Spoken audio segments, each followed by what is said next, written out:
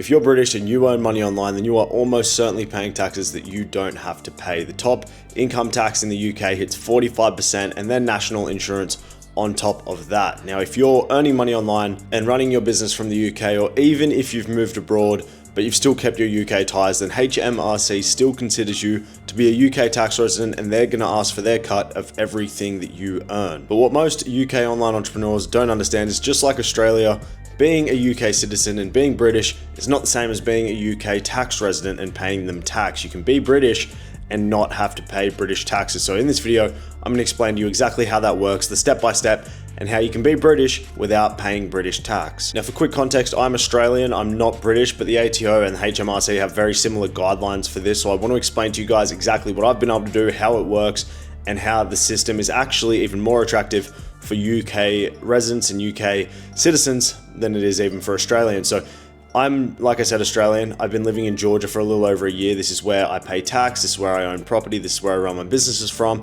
And I travel from Georgia, much closer to you guys in the UK than it was for me from Australia. But I want to explain to you exactly how the tax system works from the UK, how you can relocate, how you can set your taxes up abroad, and how you can stop paying 45% plus that insurance and spending a fortune just to be British. So there's three things that I want to cover. The first is going to be exactly what is UK tax residence and what the statutory test actually means. Number two is exactly how you can seize tax residency and stop paying that tax. And number three is the route that I've taken, which is a Georgian IE route, and what sort of alternatives are out there for your taxes. So first up, starting with the thing that most UK entrepreneurs get wrong and most people leaving the UK get wrong, which is going to be what the tests actually are, what makes you a UK resident, and how that works. Now, I've put together a list here of the specifics. Like I said before, I'm Australian, I'm not British, and in any case, I'm not an accountant, so it's always best to check in with a professional in your area when you're doing this process. But this is the exact guidance of what makes you a UK resident and what the SRT statutory test actually means. So what I've got here is that the UK uses the SRT. It's a three-part test. First, the automatic overseas test. If you spend fewer than 16 days in the UK in a tax year and you were a UK resident in one of the previous three tax years, you are automatically a non-resident. So if you're spending less than 16 days in the UK per year, then that is very, very good for your case in terms of your UK taxes. Now, if you weren't previously a UK resident, then that goes to 46 days. So between 16 and 46 days, if you are currently a UK resident, it's going to be 16 days. The second is the automatic UK test. If you spend 183 days or more in the UK, then automatically you are a UK tax resident. Same as Australia, same as most places around the world, including Georgia. If you're spending 183 days in the country, then that's half a year you're going to be a tax resident of that country. Now, the third, and this is where it gets complicated for most people, and most people miss this one, is the sufficient ties test. If you spend between 16 and 182 days, so you don't hit either threshold, but you're somewhere in the middle, then the UK is going to look at your specific ties. Do you have family? Do you have accommodation available? How often are you coming back? What's kind of the process of you coming back, and what does that actually look like? Another one is that, do you keep your bank accounts? Do you keep your business registrations? Things like that, just the same as Australia. So that is a big test that most people miss. They'll leave the country and say, all right, well, I'm not spending the time in the country, or I'm spending maybe, 20 days a year because I'm coming to visit family for 3 weeks, or whatever that looks like. But are you keeping those ties? Are you really still living under the UK system? So let's go through the numbers on that, because this is where the UK situation is alarming for most people. Now, UK income tax rates for 25 to 26, up to 12,000 euro pound was zero tax. That's your personal allowance. Now, that only applies for tax residents. But let's just say you're making above 125,000 pounds, you're paying 45% plus that insurance. So what most people miss is that the insurance, it's an extra 6% for up to 50,000 pounds. And then we've got 2% above that. So that's not a small number, right? They're adding consistently and incrementally depending on how much more you're making. So for a rough 80,000 pounds as annual profit, you're going to be paying in the UK as a self-employed entrepreneur 28 to 32,000 pounds. Now, if you're doing 100K, you're going to be paying 38 to 42,000 pounds. Other side, we've got Georgia, which is where I am. If you're doing 80,000 pounds, roughly 100,000 USD, you're going to be paying 1,000 USD or 800 pounds. That's going to be your tax. You're going to pay your 1%, and that is it. The difference is going to be 27,000 to 42,000 pounds per year in tax. And for you guys, that's just to move to the other side of Europe, not like the other side of the world like me. So there's your difference. You're going to be paying, at $100,000 per year, the difference is going to be 1% or 45% plus insurance. Now, number 2 is very important, that is exactly how can you seize that tax residency and get a clean break away from the UK. Now, very, very simple. Again, like I said, you want to check in with your accountant about this, but the very simple way to do that is spend less than 16 days in the year in the country. If you consistently spend no time in the UK, you are automatically going to not be a tax resident anymore, as long as you don't have full-time work in the UK. You're not employed by a UK company, and that can complicate things a little bit. But if you're an online entrepreneur, you have your own business, registered overseas, you're spending less than 16 days in the UK,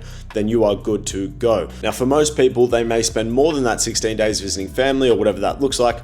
So then we come down to the ties, like I said, and some of the main ties, 4 main ties that the UK actually looks at, the HMRC actually goes through, is number 1, your accommodation ties. Do you have accommodation available to you in the UK? Do you have a family home that you still have a room in that's sitting there waiting for you when you come back? Number 2 is your family. Do you have a partner? Do you have kids? Are they in the UK? Number 3 is going to be your work. Are you coming into the UK and carrying out work consistently when you are there for, more than 30 days per year? Are you going to go there and actually do any work? And number 4 is going to be your 90 days. Are you spending 90 days? That's kind of where their benchmark is of like, if you're consistently still spending 90 days, then that's a pretty significant tie. So the HMRC looks at all of these things along with other things like your bank accounts, your business registrations. Do you still operate everything from the UK? So my argument is always, and my suggestion is always, minimize your ties as much as you can. Get rid of as much as you can. I've sold my vehicles. I don't have accommodation in Australia. I don't have any registrations. I don't have bank accounts. I don't have businesses there. Nothing. So the less you can have, the better if HMRC comes knocking and they want to try and argue about it. Now, it's also very important to complete what's called a P85 form with the HMRC when you leave, which actually just notifies them that you've left. You're no longer intending to be a tax resident of Britain. You don't intend to spend any time there, rah, rah, rah. So fill out that P85 form whenever you leave, and that's pretty critical. That's how you notify them. In Australia, we do that on our next tax return, which is coming up for me now. We fill in and say, I'm no longer a tax resident of a certain date. So it's different for you guys. You got to fill in that form. Make sure you let the HMRC know. Otherwise, I'm sure they'll play dumb and still expect their money. So definitely worth doing that. Now, the third part I want to cover with you guys is the structure that I use and what that actually looks like, which is the Georgian IE structure.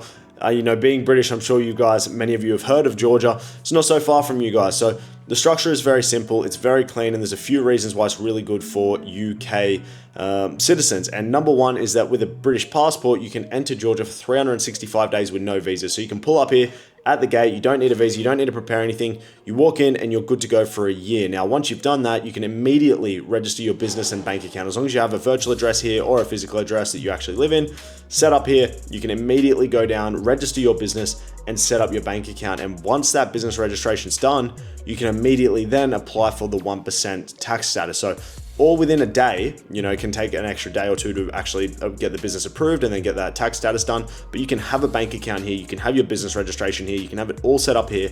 And if you're no longer a tax resident of the UK, you then can stay here, become a tax resident here, which also helps HMRC, is to have that tax residency certificate from here and give that to them and say, I'm not, I'm a Georgian tax resident now, I'm not a British tax resident. And then you've got your business, you've got your bank accounts, you have very, very good business banking here. We have 2 major banks, access to Amex cards, access to really good travel rewards and things like that. So those are some of the few reasons why the business structure is really good here for UK residents. It's also a very low cost of living. I live in Batumi, which is a seaside city, tourist city, lots of casinos, things like that here.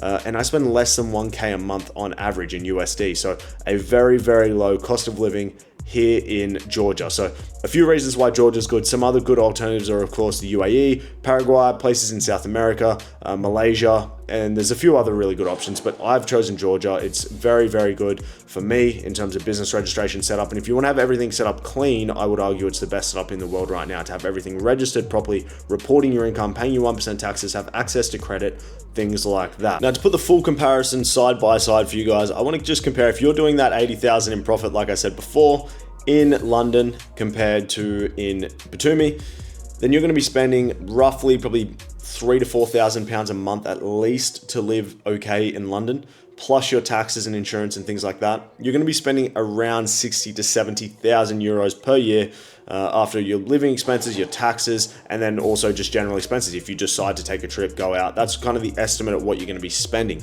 side by side with Georgia, you're going to be spending $1,000 a year in taxes. You're going to be spending about $1,000 a month. So you could probably get by with 25 to 30,000 out of that same 80,000. The difference is probably going to be over the year around 50,000 just to move across the pond. So again, I'm not here to convince you guys to do that. I'm here to give you the tools and explain to you exactly how it works. If that's something you choose to do, then absolutely, I think it's going to be a great decision. Now guys, I have two things that are available to you that I think are going to be very helpful. Number one is a free school community. The link for that is going to be the first link in the description. So check that out. It's a free school community, especially about Georgia, and it's called the 1% Club. It's about paying less taxes, networking with people nearby. There's a few people already from the UK in there. So jump in there, ask some questions, network. Number two is a personalized guide. If you are serious about moving away, possibly moving to Georgia especially, check out the personalized guide. It's going to be the other link in the description. Completely customized to your situation. So very helpful for a lot of people so far. I hope it will be helpful for you guys. I hope this video has been helpful. And if you have any questions, please don't hesitate to either leave them in the comments or better yet, put them in the free school community so everyone can see the answers. I hope this has been helpful. I look forward to seeing you guys in the next video or here in Georgia once you decide to make the move.